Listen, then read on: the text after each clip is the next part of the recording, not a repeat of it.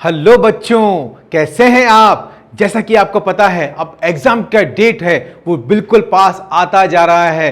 दिल की धड़कनें बढ़ती जा रही है और उसमें एक सोच बन रही है क्या कि कैसे लाएंगे हम 360 आउट ऑफ 360 इन बायोलॉजी। तो बच्चों ध्यान रखिए, मैं आपको कुछ महत्वपूर्ण बातें बताने वाला हूं अभी कुछ चंद मिनटों के लिए, बस आप मुझे ध्यान से सुन लीजिए। मैं आपको कुछ ऐसे टिप्स दूंगा जहां पर आप ले सकते हैं 360 आउट ऑफ 360 अपनी जीव विज्ञान में, अपनी बायोलॉजी में। तो याद रखिए, सबसे बड़ा शास्त्र हम बात करें है हमारी एनसीईआरटी।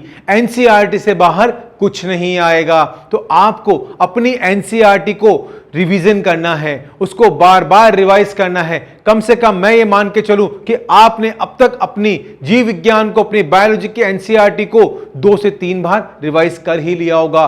बिल्कुल आपको रिवाइज रखना है, क्योंकि जो क्वेश्चन की हम बात करते हैं वो 90% यानी कि 90% जो प्रश्न हैं वो हमारी एनसीईआरटी से पूछे जाते हैं, और जो 10% प्रश्न हैं वो कुछ अन्य टॉपिक से पूछे जाते हैं। उनके बारे में मैं आपको बता देता हूं। आपको कोर फोकस करना है किसके ऊपर? सिर्फ और सिर्फ एनसीईआरटी के ऊपर, क्योंकि एनसीईआरटी से बाहर प्रश्न नहीं आएंगे। 90% पे फोकस करिए, 10% अपने आप कवर अप हो जाएंगे। डायग्राम बहुत ही महत्वपूर्ण है। अगर आपने खुद से एनसीईआरटी तैयार करी है या आपने कहीं पढ़कर तैयार करी है, हमसे पढ़ के तैयार करी है, तो आपको पता होना चाहिए, सारा फोकस आपका डायग्राम पे होना चाहिए। जितना आप डायग्रामेटिक बेस्ड क्वेश्चंस को सॉल्व करने की कोशिश करेंगे, प्रीवियस ईयर के प्रश्नों को आप जोड़ेंगे, आप और ज्यादा अपने आप को निखार पाएंगे और प्राप्त कर पाएंगे 360 में से 360 नंबर। क्योंकि यहां पर जो आपका सिलेक्शन देगी वो आपकी बायोलॉजी देगी, आपकी जीव विज्ञान देगी, क्योंकि सबसे बड़ा मार्किंग सेक्शन यहीं पे बायोलॉजी का हो जाता है।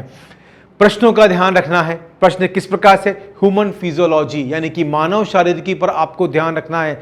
सर्वाधिक प्रश्न जो है उसमें से पूछे जाते हैं। फिर हम बात करें इकोलॉजी की, तो इकोलॉजी में सबसे ज्यादा प्रश्न पूछे जाते हैं। प्रिंसिपल एंड वेरिएशंस की बात करें, वहां से आपसे प्रश्न पूछे जाते हैं। और बायोटेक्नोलॉजी का जो अध्याय है महत्वपूर्ण है, वहां से आपको जो जीन के नाम है उनके नाम पूछे जाएंगे, उनके जो साइंटिस्ट हैं उनके नाम पूछे जाएंगे। तो जो हमारी एनसीईआरटी पर प्रथम पेज जो है अध्याय का, उस पर सभी साइंटिस्ट के नाम दे रखे हैं, तो वो साइंटिस्ट के नेम भी आपको याद करने हैं। पता होना चाहिए कि किस साइंटिस्ट ने कब कौन सी डिस्कवरी करी थी और किसके लिए उसको नोबेल प्राइज मिला था। इन पे भी प्रश्न पूछ लिए जाते हैं।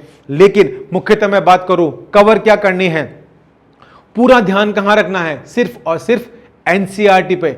डायग्राम को ध्यान रखना है। जितना आप डायग्राम को कवर अप करके चलेंगे, डायग्राम को समझ के चलेंगे, उतना ही आप थ्योरी का भाग कम कर लेंगे। यानी कि डायग्राम को समझने से आपके कई प्रश्न जो हैं वो हल हो जाएंगे और आप उनको याद कर पाएंगे। छोटे छोटे नोट्स जो आपने बना रखे हैं उनको आप रिवाइज कीजिए और उनको याद करने की कोशिश कीजिए कि हाँ कि ये किस तरह से होगा। चीजों को रटना नहीं है, चीजों को समझना है। इसलिए मैं फिर से फोकस करने के लिए कह रहा हूं, आप एनसीईआरटी की लाइन टू लाइन समझिए। जिनका वेटेज ज्यादा है, जो पिछले साल के प्रश्न आए हुए हैं, किस टॉपिक में से, किस अध्याय में से आए हुए हैं, उसको महत्वपूर्ण तरीके से रखिए और उसको रिवाइज करने की कोशिश कीजिए। आप प्राप्त कर पाएंगे अपने लक्ष्य को, आप ले पाएंगे 360 आउट ऑफ 360 आपके आने वाली परीक्षा में। तो आपकी परीक्षा के लिए ऑल द बेस्ट। बस इसी के साथ मैं अलविदा लेता हूं। All the best.